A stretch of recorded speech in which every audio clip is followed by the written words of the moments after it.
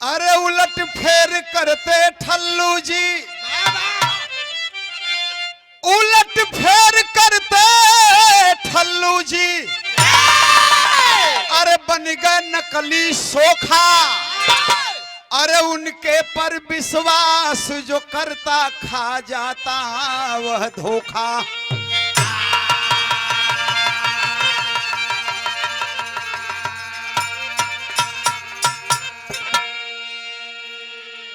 उलट फेर करते ठल्लू जी बन गए नकली सोखा, और उनके पर विश्वास जो करता खा जाता वह धोखा। देखा नाम हुए ठल्लू, नाम हुए एगो सोखा जी हम। वैसे सोखा तो हरे गांव घर में मिल जाला। अरे दो चार गो का भाई जे पुरान सोखा हो जाई तो काली माई को पूजैया आवेले तहिए नई निकासी होले। हाथ हाथ धके ही होला कि चल खेल हमें जो है नहीं तो देवता आवे चाहे ना आवे, लेकिन हाथ बरोबर हिले लगी, हिलत हिलत हिलत हिलत हमारी यहाँ तो भरमार लाग जाई। काली माई के हैं एक एगो सोखा यहाँ हो ना कि एकदम पटकात पटकात हिलावत हिलावत तले मार वाली पड़ाक पड़ाक पीट के तब केहू में से पूछ दे, अरे महाराज जी केकर आसन है? तो कहिए करे हम डी हैं रे डी हैं। तो ये महाराज जी का होत है? तो पूजा न होत है, ये पूजवा अंकार है महाराज। तो कहिए हाँ पूजा अंकार है। अरे सही से बोलिए, मुंह से बोलते हो ना, तो हमारी कहीं को सोखा बोलते होंगे तो कहते होंगे तो कगान से बोलते हैं।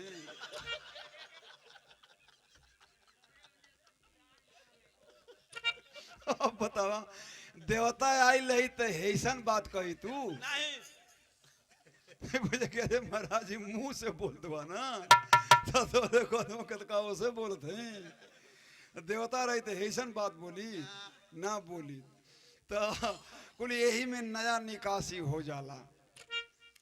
तो देखा ये पुरस्कार आइल हमारे साथे आइल हूँ भाई वीरेंद्र शर्मा जी भाई हम बहुत बहुत धन्यवाद बाटे। हाँ, गाड़ी खाली दाहिने खींच के चलाते। अरे भाई कुल बड़ गाड़ी का ड्राइवर हूँ, ट्रक वाला हर जल्दी केहू के पास ना देला, हर गाड़ी दाहिने ही दे बोले रहेला। तो ट्रक चले वाले हुआ बोलो रही कि दाहिने ही खींच के ले जाते हुआ। तो हम करें कि सर्विस रोडवा पर सिंगले रोड बाई ना कि दाहिने ही दे बोलो तो लोग वो आके दबा दे तो गड़बड़े हो जाए। तो सोखा प्राय हर गांव में मिल जाला। सोखा लोग का भाई तो जनबे करे लो कि लह गइल तो तीर नहीं तो तुक्का। यही में कितना लोगन के ऐसा विश्वास बा सोखा के चल जाई है कुछ ना करी हाँ सोखा दुआली किड़किड़ा के तनी राखी दुआली तेरे मोल के ऊपर फूंक के दे दी हाँ तो आदमी ठीको हो जाला, ढेर आदमी नीक हो जाला। बंद हो गए नहीं अब इनकी फेर में ढेर मत रहा,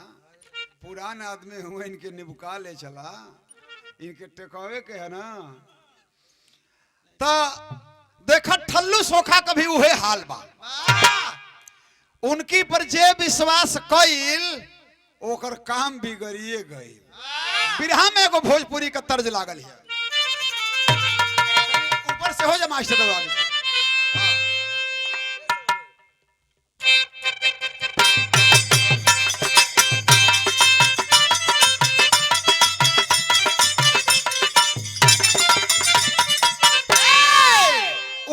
हुए एक बड़ी जमाने से गावल जाते हो।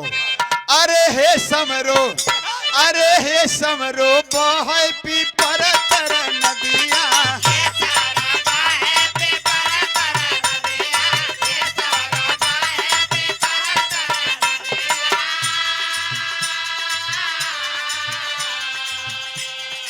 यही ठेकवा में मिलत जुलत एगो और गीत गवा सकेले। रेलिया बैरन पिया को लिए जाए रे, रेलिया बैरन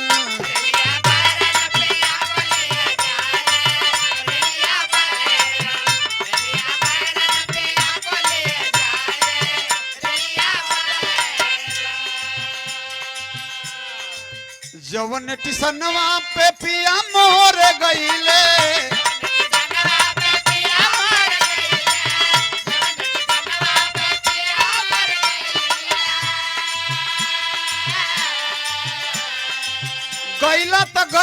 जहाँ गईला जौनी साहबवा कह गईला ओके मेहरारू शरापतिया। मेहरारू को मरद चल जाला तो मेहरारू 50 गो शराप देली। यदि राय से गईल बा तब तो ठीक है, आ नहीं तो बेराय से गईल बा ना, जाओ ओकर बड़नी बहाड़ ओनी मत बिला जाओ, ओकर कुछ सुख जाना तानी। हाँ जाओ उन्हें रह जाओ, ओकर हम कोनो ओकरी गम में बाड़ी। हम जाओ गल है तो जाओ हम खोज ले। ऐसा बात थोड़े बाकी ना मिली। जवन साहेबवा के पिया मोर नौकर,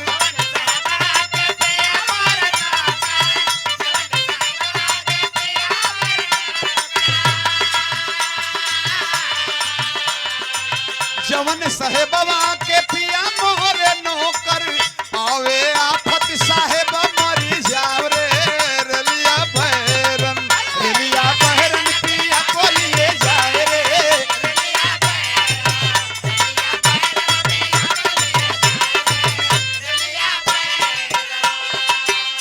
अरे हे समरो बहई पी पर तर नदिया,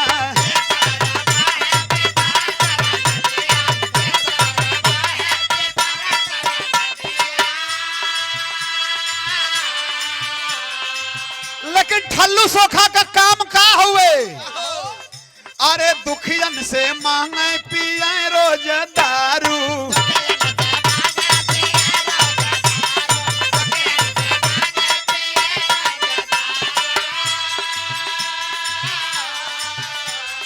सोखा के यहाँ जइबा या कहीं की काम हो जाई, लेकिन कुछ सामान लागी पूजा का, तो पूजा का सामान लिखत लिखत अंत में लिखिया कि देसियवा का 2 गो शीशी, और वो 42 डिग्री वाली रही तब। अब देवे के केतली बा खाली 2 ठोप दिया जी, खाली सूंघ के रह जाइए लोग, नहीं तो तोहन लो ले लेबा तो नशा में हो जाइबा लोग। 2 ठोप खाली दिखा के आए करी बाद सोखा अपने मार के एकदम अब दे हिले लगी। अरे दुखियन से मांगे पिए रोज दारू,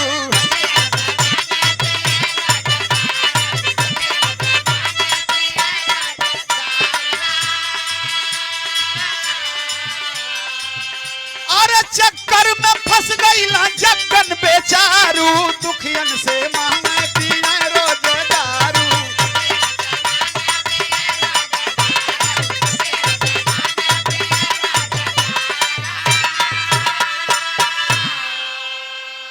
ये देखा कमेटी की ओर से पुरस्कार आइल भाई लोग के बहुत बहुत नमन प्रणाम बाटे हो। तो देखा भाई जग्गन का काम सोखा हुआ ठल्लू सोखा। एक दिन जग्गन वो बीमार पड़ गईली, जग्गन का मेहरारू बीमार पड़ गईली। तो मेहरारू के बीमारी कवन होले, पेट गड़ी वाली बीमारी पकड़े खाली ऐठे लग गते गते रह के वो तो मौलो पड़ जाते ऐठी, बाकी मेहरारून के शक हो जाला। हाँ तब सोखन के गईला पर तो कहिए सो देखत देखत कहिए सो सोखा बता दिया सो कि ये निक ना है नैहर का। हाँ हाँ रास्ता में कबो पीपर के पेशाब कैले है तो कह गए हाँ छोट पर का। हाँ तो सोखा बता दिए सो लगिया सो बतावे घर की दक्षिण और पीपर का पेड़ लौको था। तब वो कह दे जो कि ना ही तो करे तो तोर होश नहीं के कट गई हुई। तो बाकी पीपर का पेड़ लौका था बतावा था। तो यही तरह से कि सोखा बोलत बतियावत है भैया। तो देखा जग्गन वो बीमार पड़ ली है। तो जग्गन वो भाई बीमार जब पड़ गई तो जग्गन सोचला कि ले चल के तनी ठल्लू से झरवा दे। अभी अनहार का बीमार पड़ल तो कहाँ कहाँ लेके दौड़बे के हम। ठल्लू कहे तनी झरवा दे तो कहीं आराम हो जाए तो आज भर सूत रही। सवेरे फिर एक कोनो इलाज हुई तो कराई ना। तो ले गई ना ठल्लू सोखा के हैं। तो जब ठल्लू सोखा के ले गई ना साँझ का तनी तनी किरिल लुक लुका थी अनहार हो गई। अच्छा देखा ठल्लू सोखा वही दियनी में तेल डाल के अब बार के वही बैठते हुआ वही मिनती गोरस करत हुआ देवतन का। और तब जग्गन लिया के मेहरारू के चल गई। आज जब चल गई ना या ठल्लू जग्गन बोके देखल तो कहना हो सामान तो बड़ा चौक आ गया। हाय दादा अब सोखा देखा देखला तो देख के अब तुरंते दिया ध देला। अब देवतन के बोलावे। हाँ कैसे चल रहा लोग। तो जगन कहत हो कि बड़ा बीमार पड़ जाती है, अगर पेट गड़ी धेले बतरी झाड़ के भभूत बनाता। तो कहत हूँ बैठे जे बैठ बैठ बैठ एकदम मग में बैठौला उनसे वो बैठा तो कहते तू कज बैठो तो पीछे ही नहीं आवा लगी तू का बैठा तो सोखा सही से नजर मिले हैं तब ना अतूरा बात ना मिल पाई। तो ये बहने टार देना कहना कि हट जा देवता यहाँ से तो बीचा में बाधा ना बनल जाला हटा देना उनके। तो पड़ल बीमार जगन कयावरतिया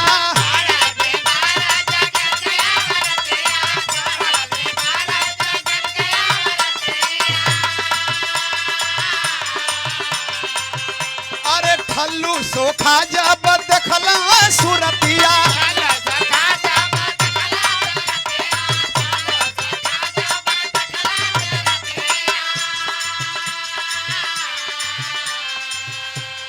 ये तनी तनी घूघ कहले है और मुहवा लौका सा तनिके घुटवा है तो थल्लू सोखा हो के बड़ा गौर से तनी कबो कबो नीचे से देखत हो कि देखी तो लौक जाए।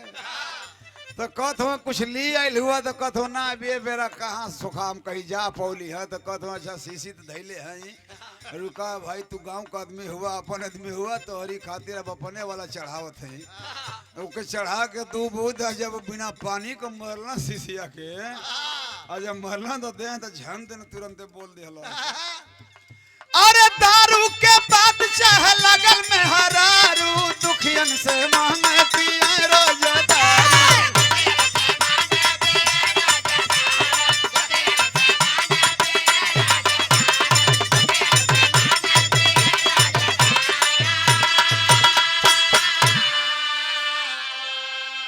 कमेटी की ओर से हमारे भाई लोग की ओर से पुरस्कार आयल है। धन्यवाद हुए देवे वाले बाबू के बहुत बहुत आशीर्वाद बा। तो ये बाबू दारू का ऐसा नशा है ना एक एगो दारू पिए वाला हुआ कि ठीका और जब जई हाँ अब पी ली हाँ तब पीहा तब उनका टाइम टेबल बा इतना सड़ देना घरे आ जाई हाँ 8-9 बजे ले तो ना आ पाई हूँ कहे से कि ओहर मारत मारत जब पैसा रही तौले मरी हाँ मार के ओहर से जब एकदम टुन हुई हाँ चाल बदल जाई साइकिल अपने आप हर हर होके लगी गोड़ अपने आप हर हर पड़े लगी तो उन्हीं से आवेला लोग तो बटुर गांव भर के खेत कीनत आवेला आदमी कुल वही टाइम रजिस्टरी हो जाले। हाँ कुल खेत बाड़ी कीनत बेसहत घरे पहुँचे में 11:30 बज जाई मेरा रू खा पी के सुत गइल बा अभी कहे कह रे मेहरारू रीते के आगल मुँह फुकौना तब मेहरारू खाना दान पानी दे तो दारू पियला का ई हाल होला। तो देखा जब दारू पियला ठल्लू सोखाना और जब दारू पियला देह झनकल हिया जगन बोके देखला तो दारू की बात का चाहेला अब तो जानते हुई बालो अब तो देह झुनझुना थे ठल्लू सोखा का। तब देखला जब जगन बोके तब उनका दिमाग धीरे धीरे बिगड़त है आज जब बिगड़त हो तो तरज बदल गई है तन ऊपर हो जा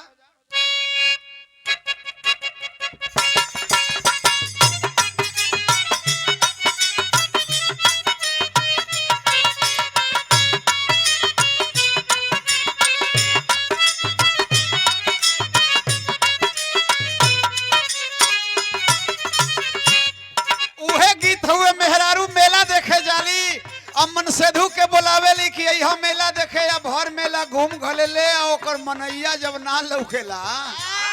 तब मेलवो के सारा पेले बोहरिया पारो मेलहवा में सैया न भेटाए हो बोहरिया पारो मेलहवा में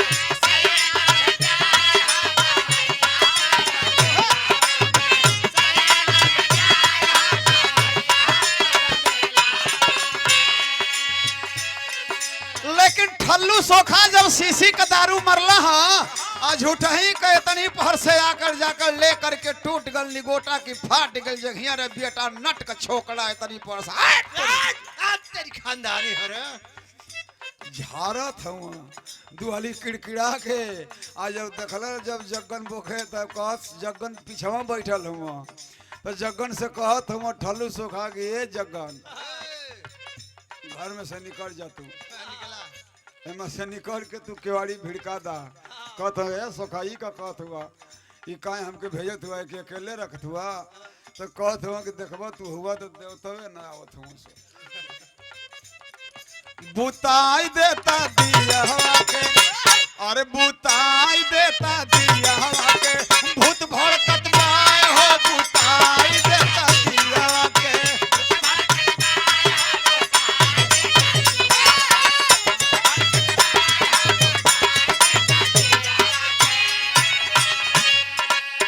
देख के जोर भूत सामने ना आवे रामा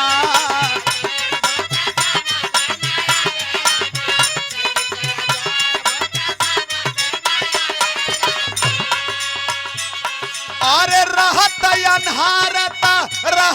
अनहारता जत पकड़ाए हो बुताई देता दिया के अरे भूत भड़कत बाय हो बुताई देता दिया के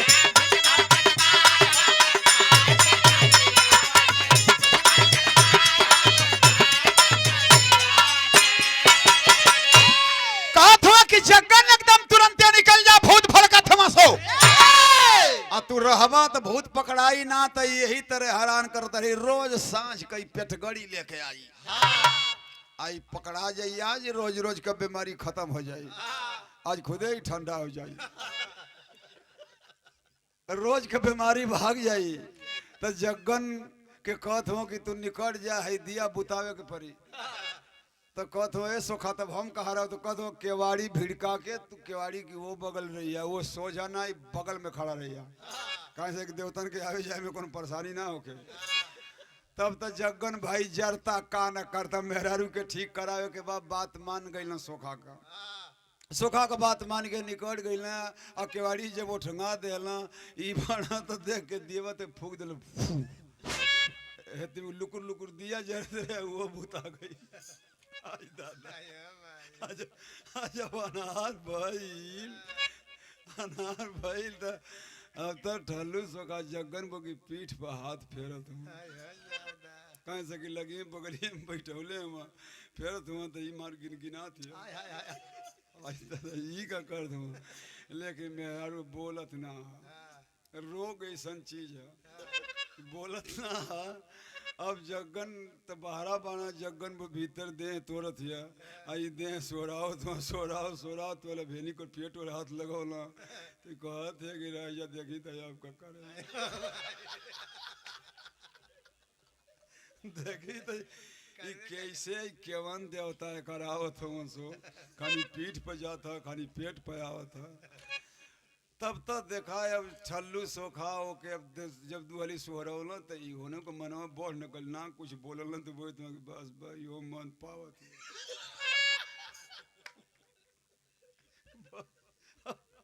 ठल्लू सोखा तो के दा लिया ना दा के अपनी देह और खींच लिया ना और जब खींच लिया ना जब जान गईली जग्गन बो की अभिमानी ना तब वो जैसे कहते ये मलका क्या हुआ तो वो कहते दुआरिये पैंचरा थी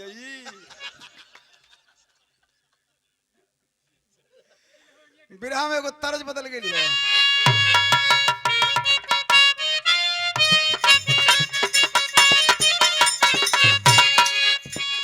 उहे की थे अरे खाई गईलू लंगड़ा आम दाम कहिया दे बुची रही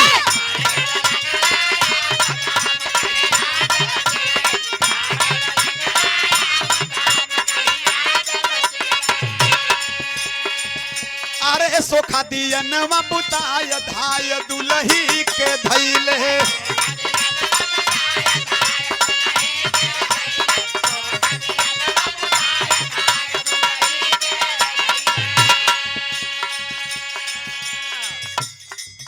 अरे कैला सोर दुलही धराय गैला सोखा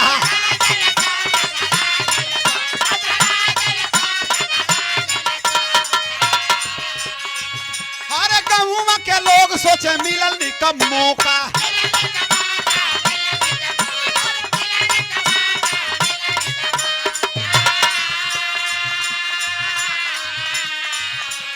देवाय के कहे देवाय के जियत जराय धाय दुलही के धैले हे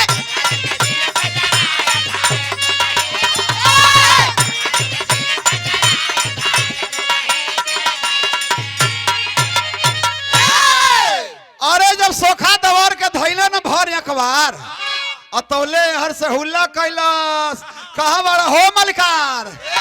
कहते वही दुआरिये पर गेटवे पर झाड़ा थे ऐसा ऐसे तो कहते अरे झाड़त ना ये अखबार में धरा था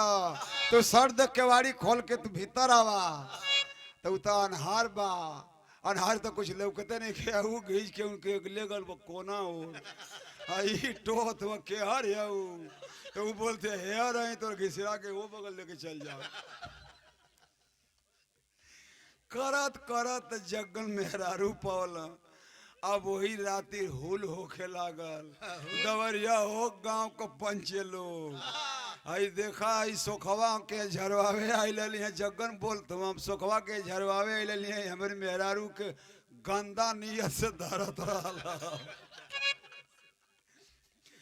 अब तक गांव को आदमी टूटल गांव को आदमी टूटल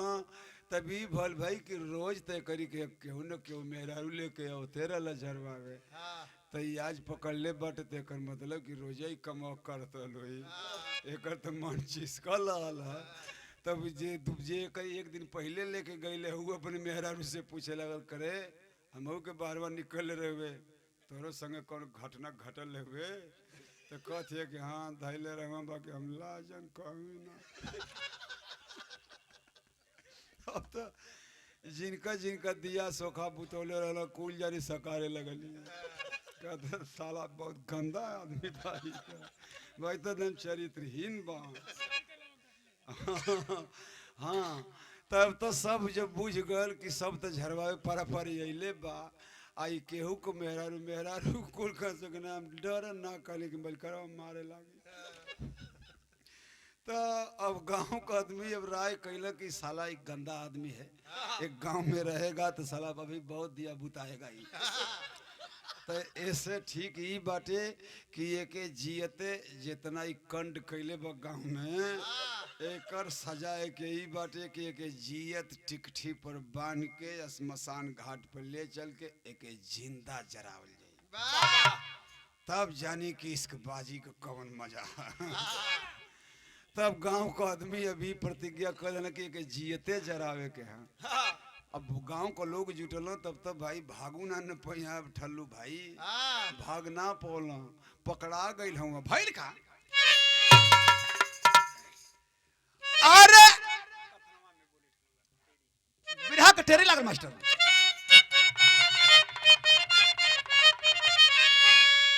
कि कफनवा में बोले अरे कफनवा में बोले हो कफनवा में बो डोले ठलुआ अरे अर्थी सजा के सब ही राम नाम सत बोले कफनवा में डोले ठलुआ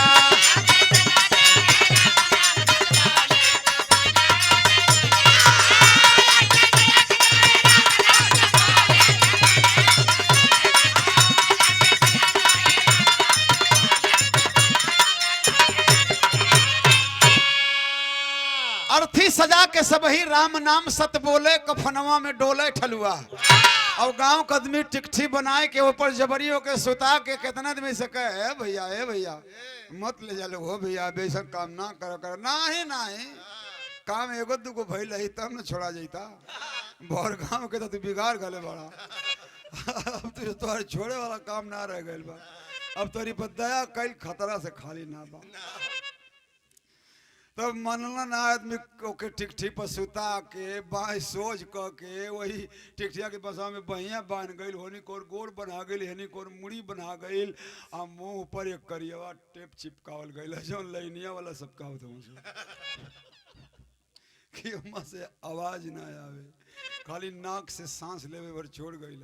कहले कि स्वास्थ्य खातिर अच्छा है नाक से सांस खींच मुंह से सांस मत खींच अब तो वही टिकठी पर सुतल बा, आदमी उठा के लेके चल देना के मेटी में आगी ले ले बा, में दसांग डालल बा, राम नाम सत्य है, यही सब की गत है। अब हिललो चाहत हो तो हिल ना पावत, अन बोली पावत, खाली सांस लेता भइल का हो। नदिया किनारे जब पहुंच गईल लोगावा,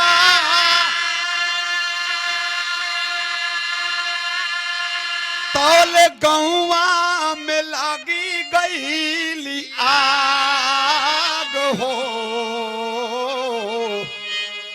लसिया जराए नाही रख के किनारवा पे, झटके से चले सब भाग।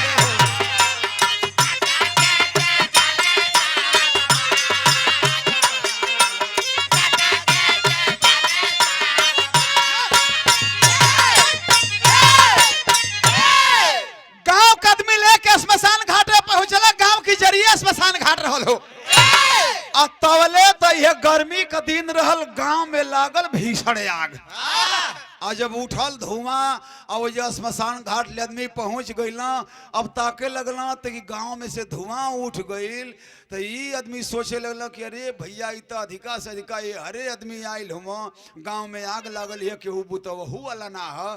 तो करी जरावला से पहले गौवा का अगिया बुतावल जरूरी बा, नहीं तो कितना आदमी गोरू चौआ जोड़ के मर जाइ है। तो पहले वो काम के कल जा, इधर बांधल छानल है, अब एके कहाँ जाए के है। अब वही किनारे रख के चल गई लोग आगे बुतावे। आई तो टेप सटावल है, हाथ गोड़ बांधल है, लेकिन तबो दे धीरे धीरे यार उहर हाथ करत है, करत करत करत करत देखा बन्हनवे न तन तन ढील होके लागल, तन तन ढील होके लागल, तो भइल का तरज बदलल है।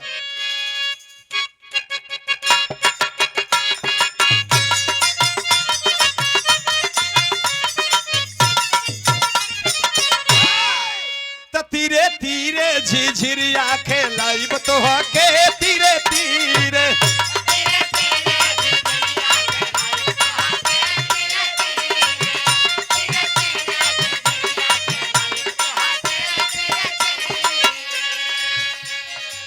तो धीरे धीरे अरे धीरे धीरे कफन बंधन खोल ठल्लू धीरे धीरे,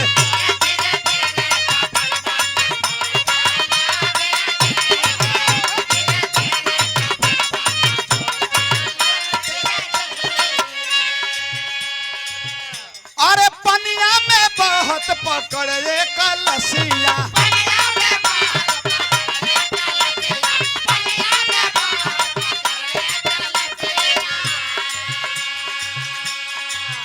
अरे बांधे कफन से मरा गईली मतिया,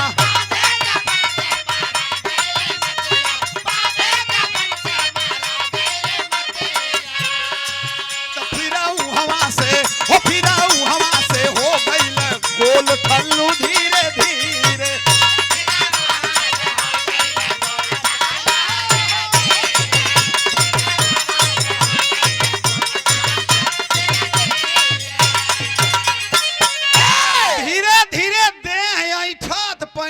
तौले एगो बहिया वाला बनहनवा ढील भइल, बहिया पातर करके धीरे से खींच लेलस। और जब एगो बाह घिंचाइल तब तक धीरे धीरे एगो खाली भइल तो कुल खोले में लागल। और गांव के आदमी और पानी फेंकत हुआ आगे पर की आग बुता जावा, ई खोल खाल के निकल ऊपर से उठ गल, टेप निकाल के लंबा सांस खींचत, अरे बाप रे बाप साला मुआ गले रहता सो। इत कहा कि बुद्धि काम कैलस भगवान भाई सोच बाणत जान बच जाई। उठल वजह से तो सोचता कि चल जाई वजह से ना आए पर ना रहब ना तो इस साला फिर खोजबीन करे लगे सो, एक गाँव में ना रहब तब वो खोजे लगे सो, लापता को बोर्ड टंगवा दिया सो पोस्टर। तब वजह से उपाय सोचता कि कितने काम बनी, एगो लाश बहुत जात रहल पनिया में, कलश काम बन जाई, ओके पकड़ के ले आयल वही टिकठी पर सुता। गाँव के आदमी आगे बुता के अला तो केहू कहता कि अंतिम दीदार है तनी एक बेर मुंह खोला लगे कर देख ले जा सारे का मुंह देखल तो पापे बाबा के खाली देख ले जा तो कितने आदमी कहत हो नहीं खोलबा लो मुंह लागे लगी छोड़ देवे के पड़ी एक मुंह देखे के ना इस साला ही पहले से मुंह काला कर लिया है इसका मुंह देखना पाप है पहले से ही मुंह काला हो गया है दांत तुर लिया इधर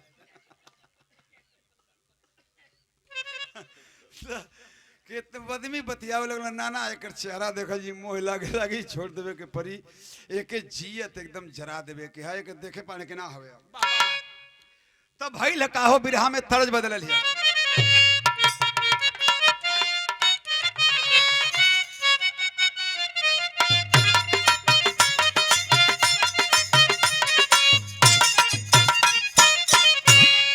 शादी ब्याह में माता बहन लोग गावे ला लो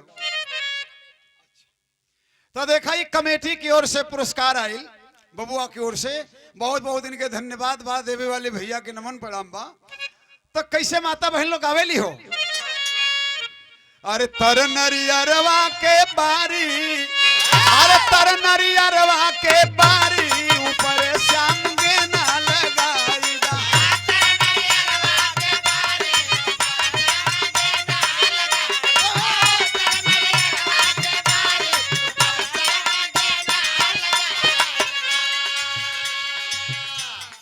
अरे अगिया बुताए लोग गए अगिया बुताए लोग गए की दाह संस्कार सब कैले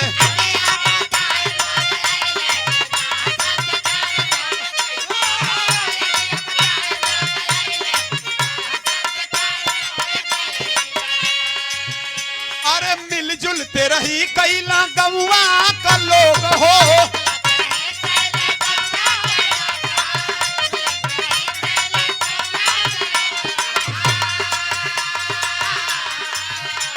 आदमी गैला लाश जरा देहला जरा के घरे गैला 13वां दिने ओकर 13 ही होतिया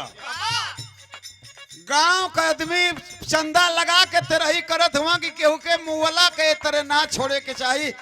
जैसे कुल भयले सारे का कामो क्रिया क देहल जाओ नहीं तो ये भूत बने लागी अब भूत बन के गाँव में तंग करे लागी एक काम क्रिया क देहल जी हमनों को सुख चैन से रह जी कोनो टेंशन ना रही अब गांव के आदमी बैठल हुआ खाए खातिर 5 गो पंडित खिया के गांव लड़कल है अब जब गांव लड़कल है खाए खातिर तो खाए वाला आदमी बतियावत हुआ बैठ के बुढ़ऊ लोग देखा हो साला मर गल ओकरी 13 में देखा कितना स्वादिष्ट भोजन बनल बा बुढ़ऊ लोग की बात का मतलब बड़ा मतलब तो सही रहेला लेकिन उनकी कहे में उल्टा हो जाला हमारी के एगो जना पुरनिया मोल ना उनका एगो संगी रहला पुरनी तो जिन मुअल रहला उनका संगियावा गइला सवेरे दुआर करे उनका तो उनकी लड़कवा से पूछत हुआ छोटका से कि करे भैया कैसे कब हो गल है कुल रे तो कहत हूँ बाबा के देखवा ये 12 बजे रात का एक बार घर न काली हुआ ओकरी बात पे सांस ना ली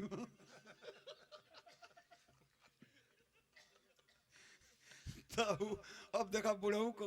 उनका कहला का मतलब है कहत हो ओहो संगी रहला करी बेटी के चेदन निकल गए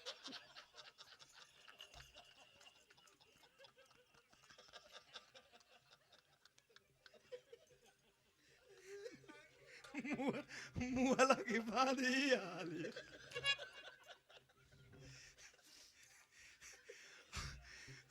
वो तो कहता ना समय के लेके गए समय करी बिटिया जब संगी के लेके चल गए संगी रहता निकल गए तो वही तरह से गांव का आदमी कह लगला कि ओ हो देखा एक काम के दिन न बरखा भइल न यानी आइल कुछ न भइल कितना सही से बीतल बा पूरी तरकारी कितना ठीक लागत बा ये जे आदमी खात हुआ बुढ़ऊ लोग कहत हुआ कि ये जे हमनी के भोग लगावत है जा स्वर्ग लोक में वो खात हो ना आदमी बतिया में आई तो वजह से निकलल है तो इहो जोरत है कि कौनी दिन हमार काम पड़ी इस ससुरा काम तो करबे करी हमसे। अब वो दिने वो चदरा उदरा ओढ़ के पहुंचल है दुआरे जहाँ पूरी चलत है अनमुनहार वाली पांत में जाके बैठल हो अनमुनहार वाली पांत में जाके बैठल बुढ़ऊ लोग बतियावत हुआ वो जब भोग लगावत होई वो खाते होई जब ये हमनी का आत्मा जुड़ाई तो वो जब वो जुड़ाई कल एक जना बुढ़ऊ कहत हो कि कहो ए भैया बगलिया वाला हमको कोई शक लगा था कि वो करे मतलब कोनो जना था तो वो कहत हो कि खाली हम देखलिए तब से फिर तकलिए ना है हम को कोई शंका चलत है तो कहत हो नहीं तनी ठीक से देखा तो जब ठीक से देख रहे तो कहता हूँ कि भैया हूँ बहू ना हुए तब आदमी जब बेलना कि हुए तब सब तो जानता कि जरा दे ले जा तब बुझ गए लोग कि वो प्रेत जोनी में चल गए प्रेत जोनी में चल गए आ गए देखा चदरा ओढ़ के आई देखा के करी पर उवार करी को ठीक नहीं किया तब तक जिन देखे वाला रहना भाई पूरी चलनी रहे तो ले अपन पत्तल उठा के कहते हम तो निकड़ा कहते कि चला भैया तू चल तो हम चल दे निकल चली जाए जगह खाली घोड़ा खाई खतरा से खाली नहीं की सब्जी मत खोजा तब होत कहा कि यार मिलजुल ते रही कई गौवा के लोग हो स्वर्ग में ठलुआ लगावत हो भोग हो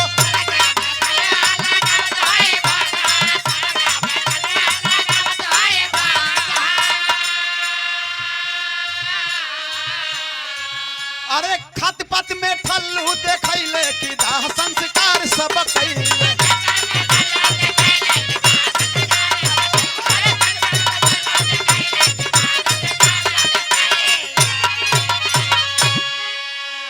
अब तो देखा जिन जिन अब बगलिया वाला जे बैठल है वो पूछे था कि काहे निकलत हो तो हवा खराब है ठलुआ आ गए ऐसे निकले के प्रेत बन के आयल बा दाढ़ी उड़ी बढ़ा ले बा अब वो जैसे जिन जिन बनी बगल वाला के सूचित करे जाए पात खाली हो गई और जिन निकलत हुआ वो धीरे धीरे ना निकलत हुआ कि भूत चपेट कर सो सर्द निकल गई काम घर आदमी पहला छोट रही जना कहीं जाई वही जना तो जे संगवा रहे तो कह सुना सिवान में थपड़ी मत बुझिया सो पूता जिया सो के वो बोलाई तो 3 बेर बोली तब तो उनको बोलिया सो ये खाली पहली बेर में बोल देवा सो वो बोला के अपने घरे लेके चल जाएंगे तो ये देखा कमेटी की सदस्य लोग की ओर से भैया लोग की ओर से पुरस्कार आए बहुत बहुत धन्यवाद बाटे सब भैया लोग के प्रणाम हो पापट आ गए मास्टर अरे पारा पारी देखे सब निहार ठलुआ भूत भयल अरे भागे लगल सब ही टंगरी झार ठलुआ भूत भयल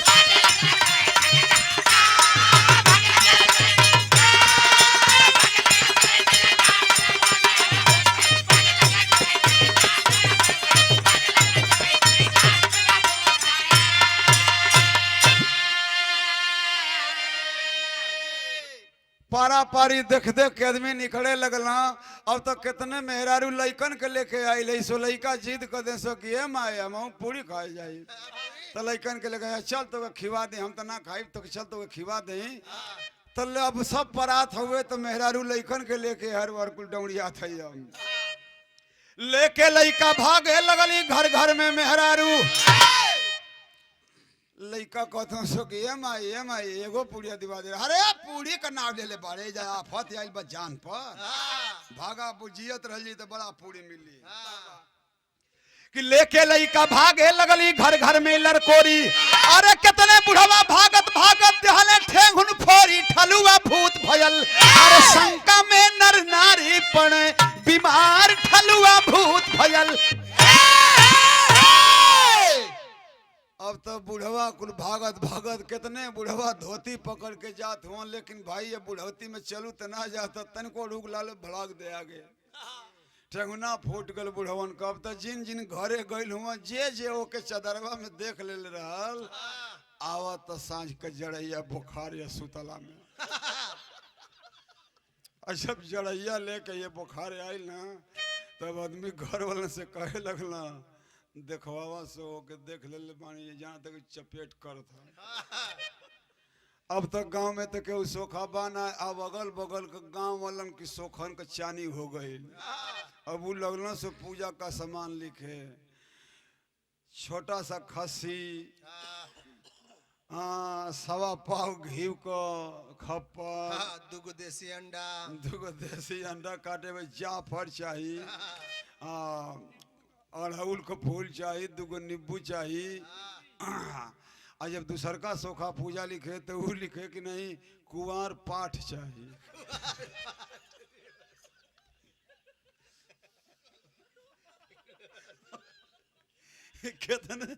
कितने कुंवार मुर्गी लिखे सो।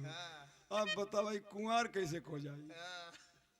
ऐसे कुड़ कुड़ कुड़ कुड़ कर।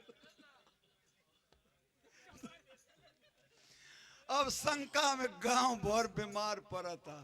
अगल बगल से सोखा बुलावल जाता हुआ। अब सोखा देसियवा मुर्गा बनवा के खात हुआ सो अंग्रेजी का दारू पियत हुआ सो सर सामान लेत हुआ सो और नगद पैसों लेत हुआ 2100 रुपया लगे के हर सुबरम ले जाए पड़ी बिहार बैठावे खातिर। तो देखा बसवरिया हमें गांव का हालत बिगड़ गई है कि अरे गांव में हालत सबके बिगड़ल।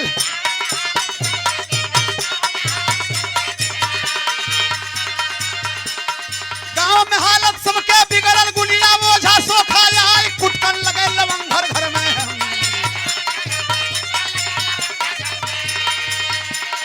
कुटकन लगे लवंगर घर में झोला मूरी पसरा गाय सचमुच भूत भरल बा ठलुआ।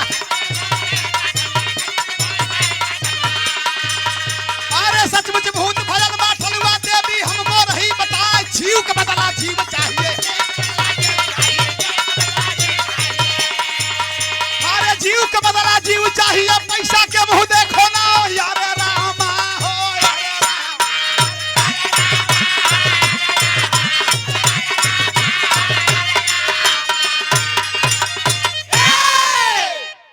ओझा आओ तो सो तो कहत हो सो कि जियत जरा वाला ना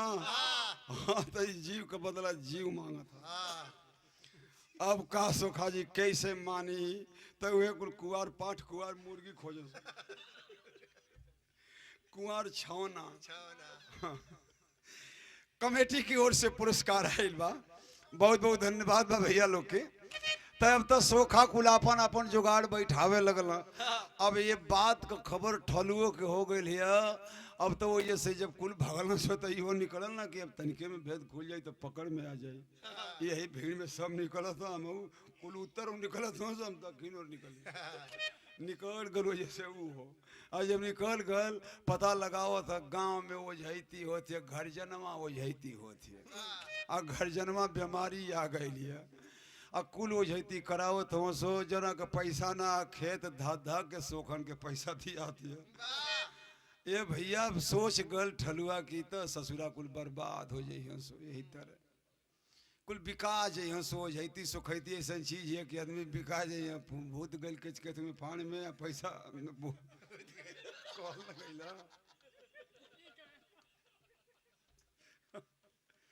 हाँ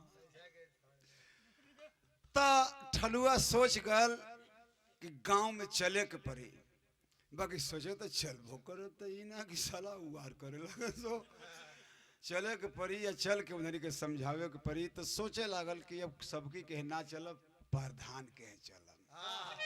प्रधान की दुआरे पहुंचल है प्रधान के दुआरे पहुंचल है। अब किरिन बा 4 बजे की टाइम में पहुंचल है। प्रधान घर में से भी निकलत हुआ या तोले दुआरी की ये बगली खड़ा बा और जब प्रधान एक देखला वही दुआरी में से पहला फाल डाल तुम एक देखते देखते तुरंत पीछे के केवाड़ी भड़ाक दे बंद केवाड़ी बंद हो गई।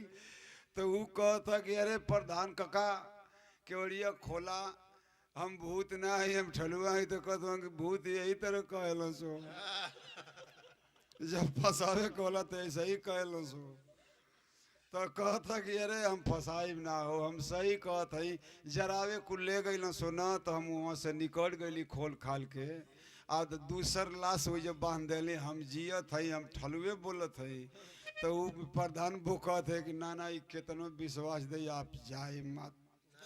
नहीं तो कहीं बाणी आप हमार निकल जाए तो बुढ़ौती अगल को पूछबो ना तो प्रधान बोल गा धरत है कहत हो कि ना ना भैया हम निकलम ना, तू जाए जैसे।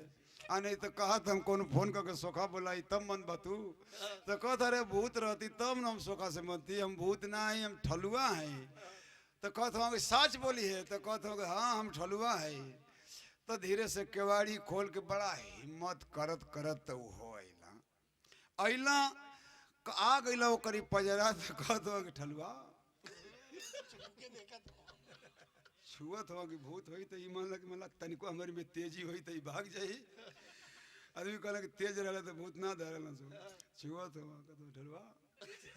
तू वही हवे। कहता करे काका तू जैसे मन करे वैसे छुआ हम ठलुए है। हाँ तो प्रधान से कहा था कि काका देखा गांव में ओझैती होती है, गांव बर्बाद हो जाएगी, हमार बात मान ला। इन्हीं की बुला के समझा था का कहा था।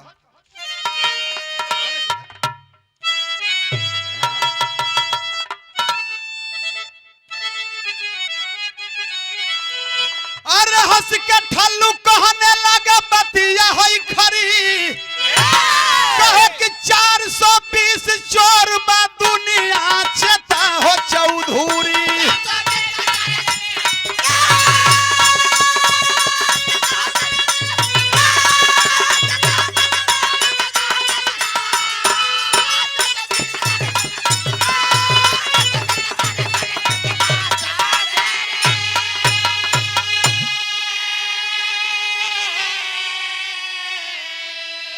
मुअल घोड़ा घास न खाई करबा लाख उपाय,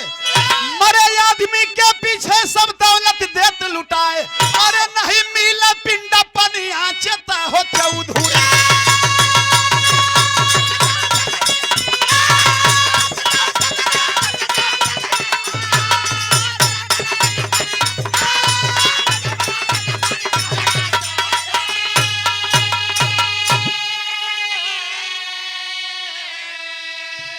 गांव वालन के समझा बुझा दाई कुल बर्बाद हो जाई। हाँ चौधरी के भी विश्वास हो गई कि जैसे जैसे ही घटना बताओ था साचो में ऐसा भइल बा। कहता कि हमहू सोच के अली कि हमहू खा लेब, हमके देखते गांव वाला भागे लगल, भूत जान गईल, हमहू निकल गई वजह से। अब कहलिए कि बात कहीं से ना बनी, प्रधान के हैं चौधरी के हैं चलब तो काम बननी। तो इन्हें के समझावा हम भूत प्रेत ना भइल हैं, आ झूठे के बर्बाद हो जाए सो। तो चौधरी भी बात मान के गांवपुर के बुला के समझौलो बुझौल। गांव के आदमी जब देखल कि हाँ ये जियत बिना ओझाई सुखाई को कुल ठीक हो गई। तो गुरु बिहारी गुरु गणेश गुरु रामलाल गुरुकारी स्वर्ग बसे चंद्रिका कवि बच्चन जी बने। कफनवा में डोले ठलुआ पंचदेव रामा कवि के कविता रहस्य खोल।